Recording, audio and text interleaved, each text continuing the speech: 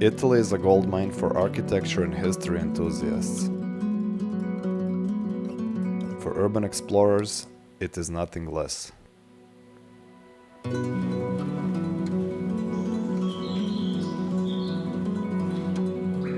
The sheer number of great and masterwork architecture examples made us realize we could spend a few years documenting all the abandoned places in Italy, we still wouldn't be finished.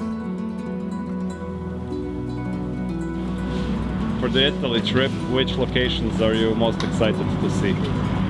It's hard to tell. Maybe the theatre and for sure the Asylum, and there's a very nice school also somewhere, and there is a villa with some very nice frescoes on the wall somewhere in Italy.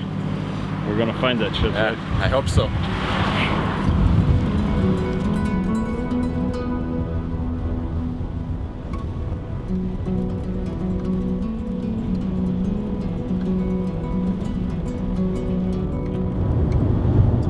Evo nas u Italiji, jučer smo stigli boljan avionom, ja i Tomaš iz Zagreba.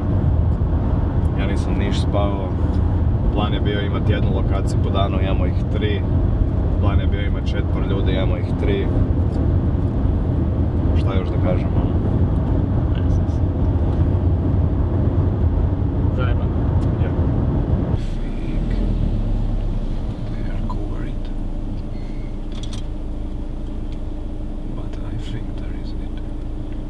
Your nickname should be Binocular.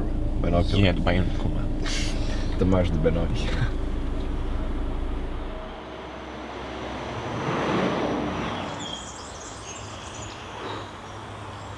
We noticed our first destination from the road because of the dense thicket surrounding it. Claro. Čekaj da narichtam. Snima. Okay. Nice.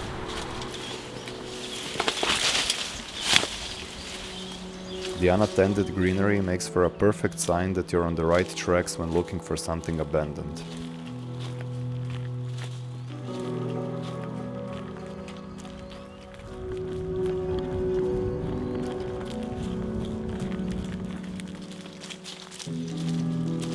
For 3 urban explorers, arriving at a villa such as this made the long, tiring hours on the road completely disappear.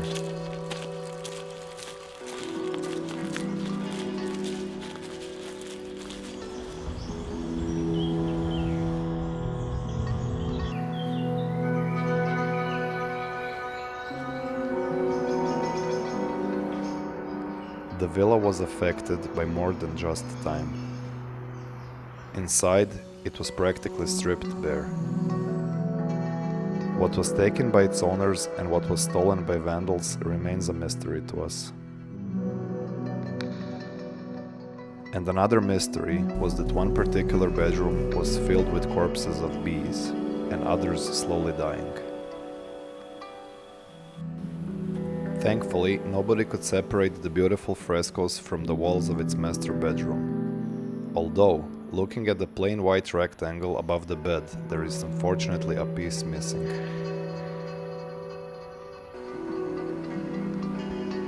We stood there marveling at the frescoes for a while, not even aware what was waiting for us further down the road.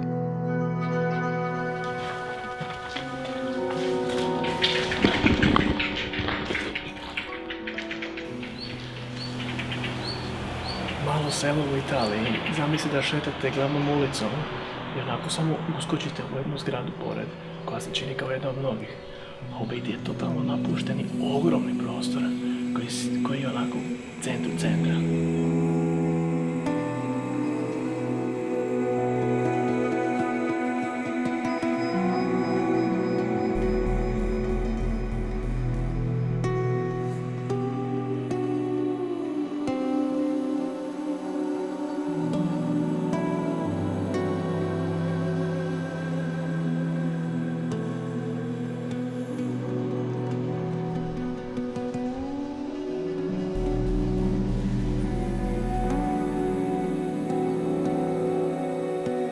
And in another villa, the frescoes immediately made it clear to us how the villa got its name.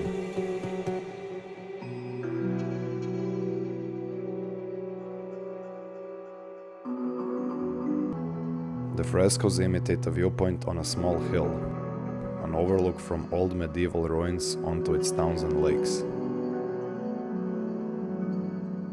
All the doors are surrounded by drawings of broken down stone walls. It felt like you would be teleported into another time or dimension by opening them.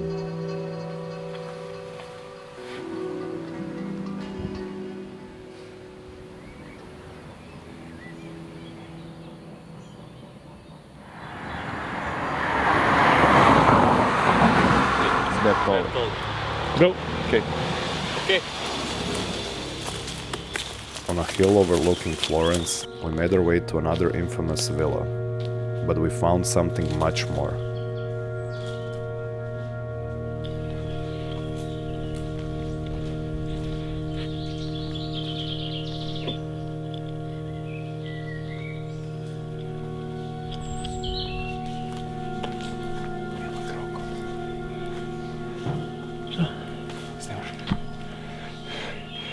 Znači ovo je u biti neki kompleks za neuropsihička bolnica.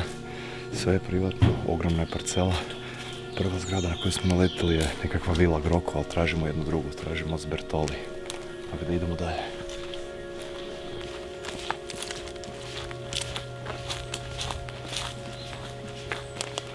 Znaš na što mi je ovo bato?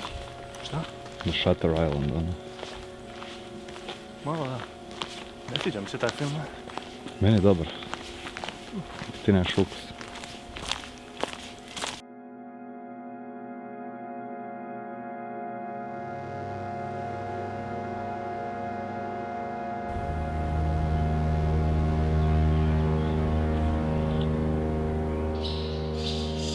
In the early 19th century, this villa was home to a man named Agostino Sbertoli.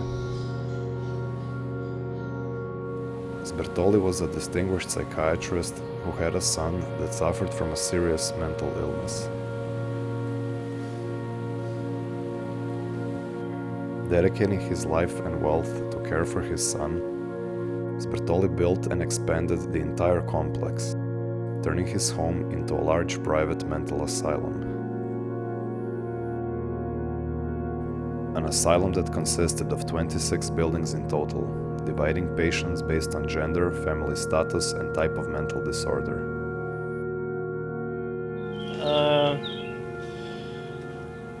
Došli smo u Firenzu i našli smo doslovno privatno naselje koje mene iz nekog razloga podsjeća na, ne znam, Resident Evil. I dosta ima nekakvih zombi aspekata, pogotovo ona vrata u kojoj piše Dead Inside, Don't Enter. Onda smo našli zid koji je srušen, koji vodi u nekakvi tajni podrum. Ovo hidden fucking entrance. Jeben ti boga. Je li ovo fucking hidden entrance? Jeben ti boga.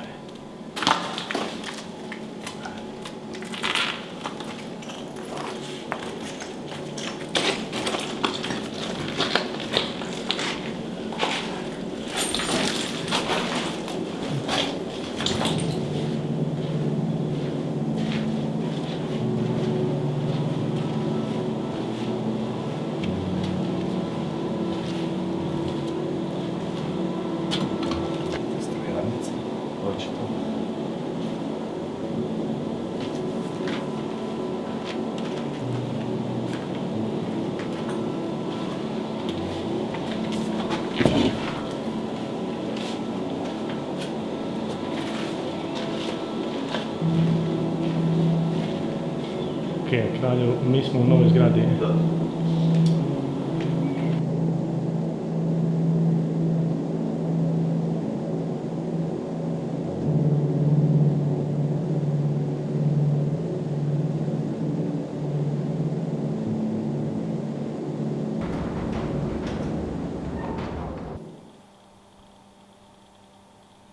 Valjda je vjetar, kaj da ti kažem, nema pojma.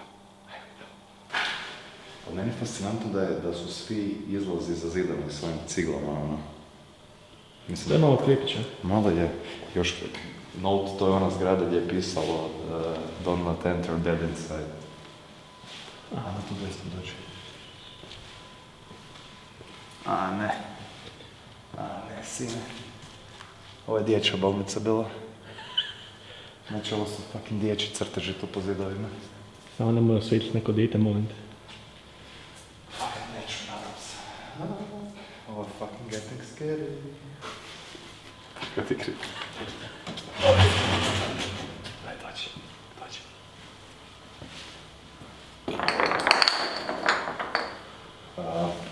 Boži, biohazard material, znači Kurac. ja vezaš u mene jedno žešće. Kurac. Da, prestaje biti smiješno. Šta? Ovo je izgleda meni kao oltarima, puno svječnika, svijeće. Ko zna kaj se ovdje dešavalo? Ne znam, sine. Gori su obrisi duša, imate. Ja, pa ovo fakt kriv pesem. Da. We found out it didn't take much to land oneself in an asylum. People could be committed for depression, illegitimate pregnancies, alcoholism, epilepsy, and so on. Wealthy Europeans appreciated the villa's monumental beauty and found its secluded location the perfect place for them to conceal family members they deemed unwell. But in 1978, Italy would pass a law that would close down not just Villa Sbertoli, but every single psychiatric hospital in Italy.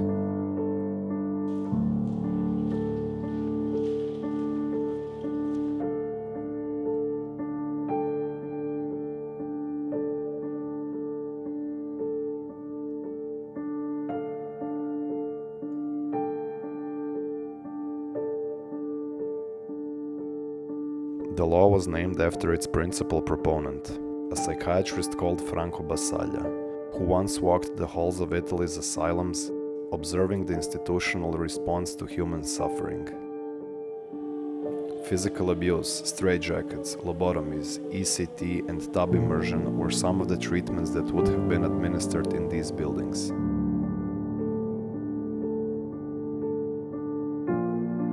Vacant stares, repetitive gestures, and movements were believed to be inherent in patients' mental illness. But Basaglia noticed they dissolved when a patient would leave the confines of an asylum. His conclusions led to a revolutionary report titled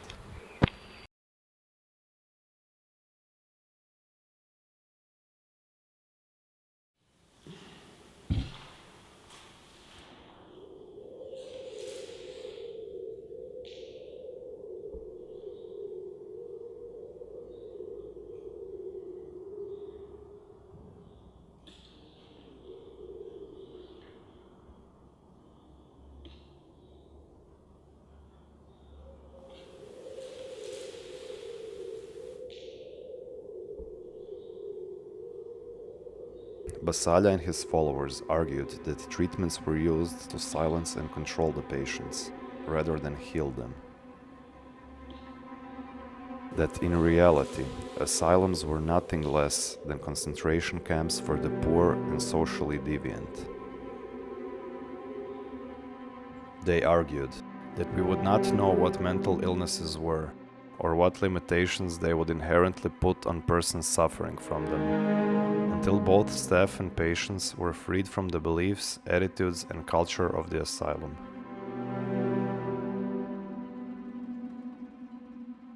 The asylum we are showing you now never had less than 1,000 patients at once.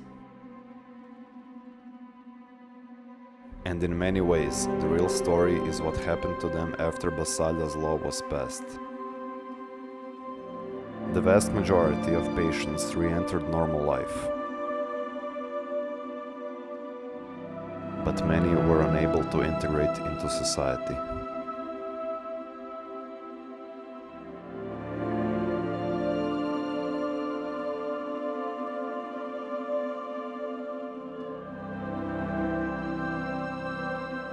The strategy for their future was never explicitly spelled out. Essentially, they were left behind to die. It all makes for a complicated narrative in which the lines between the sick and the well, between the democratic free world and a violent repressive one, are repeatedly blurred.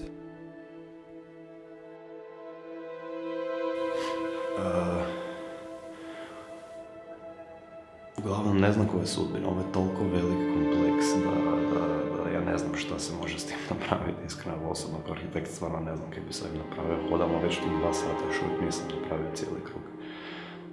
Ima čak zaboravio sam reći da ima i fucking kapelac, znači sve. Najluđa lokacija do sad, čovječe.